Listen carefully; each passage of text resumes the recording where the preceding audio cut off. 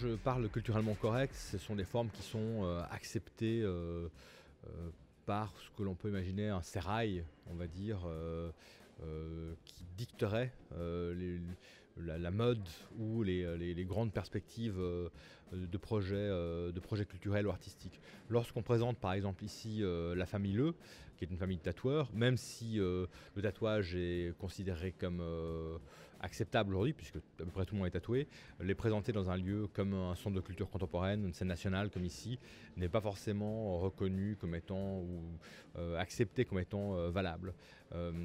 Donc c'est ça, en fin de compte, j'espère que le public trouve que c'est culturellement correct, mais il y a peut-être certaines tutelles ou certaines personnes bien pensantes qui ne sont pas de cet avis.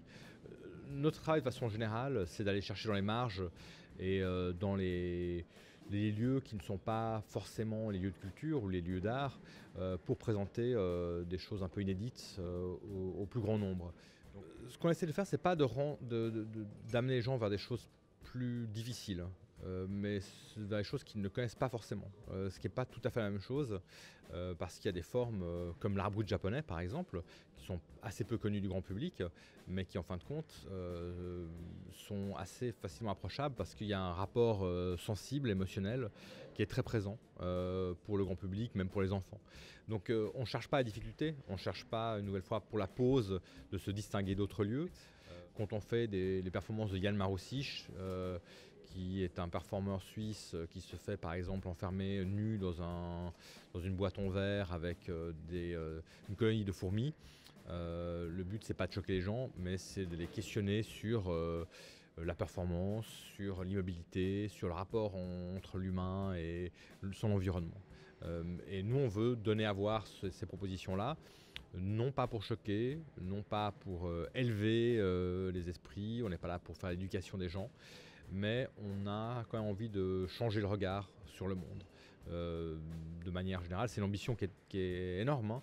C'est d'essayer de dire les artistes amènent une lumière particulière sur le monde que l'on vous montre ici, et quand vous sortirez de ce lieu, peut-être que votre environnement sera légèrement différent à vos yeux.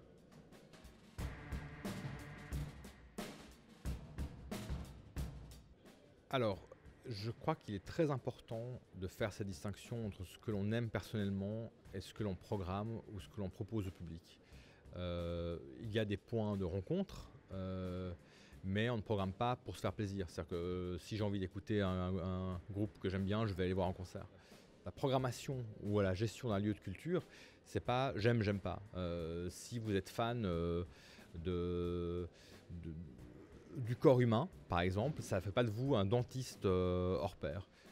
Et ça, là où c'est parfois compliqué, c'est qu'il y a des choses qu'on aime beaucoup, qu'on ne peut pas faire passer, et des choses qu'on aime beaucoup, que l'on montre au public et le public n'aime pas, par exemple, ou qui ne marchent pas du tout. Voilà, et il faut savoir se distancier aussi de ça.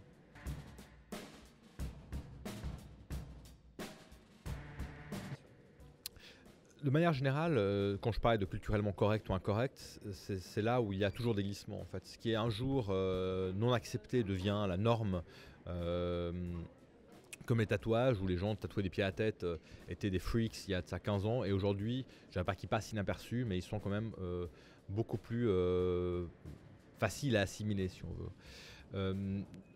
La culture officielle, ou la culture contemporaine en tout cas, a vraiment besoin de contenu aujourd'hui. Les grands fournisseurs d'accès à ces contenus ont besoin de matériaux intellectuels. Et ils recyclent énormément les cultures populaires, entre autres les cultures de genre, mais aussi que la génération des gens qui sont aux manettes qui font des films, qui font des séries télévisées grand public, etc., sont d'une génération de 35 à 50 ans, on va dire, ma génération, qui a été nourrie de cet imaginaire-là. Donc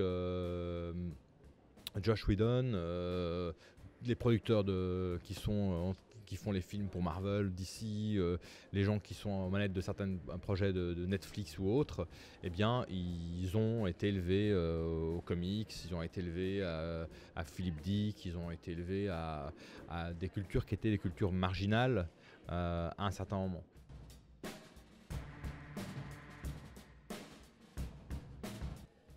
Alors, j'ai vraiment eu l'occasion de rencontrer des gens dont j'étais ou je suis hyper admiratif du travail. Et ça a été, je pense, l'une des raisons pour laquelle je suis engagé dans ce métier-là. Et je pense la fois où ça m'est le plus arrivé quand même si ça m'arrive encore aujourd'hui, où je rencontre des gens qui sont brillants et je suis hyper heureux de les rencontrer, etc.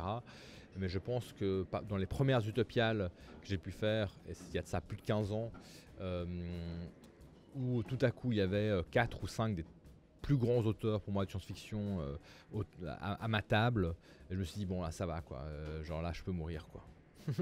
Alors il y a des gens qui gagnent à ne pas être connus, c'est évident. Dans l'expérience que j'ai pu avoir ici au lieu unique ou dans d'autres projets,